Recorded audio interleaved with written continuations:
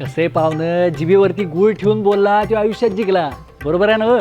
आपली माती आपला GI या स्वयंच्या मालिकेमध्ये आज बोलूया कोल्हापूरच्या गुळाबद्दल.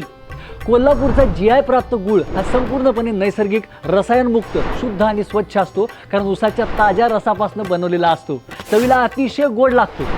सोनेरी पांढऱ्या रंगाचा दिसतो. या गुळामध्ये कोणत्याही प्रकारचे खोटे रंग, फ्लेवर्स वापरलेले नसतात. त्याच्यामुळे जास्त काळ टिकतो. ग्लुकोज, व्हिटॅमिन, कॅल्शियम, मिनरल सगळं भरपूर असतं या गुळामध्ये.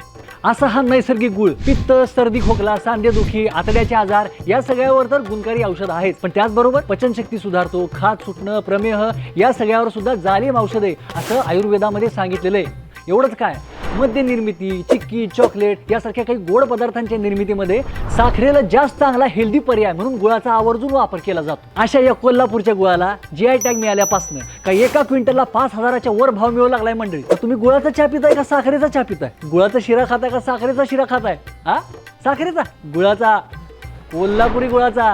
हा.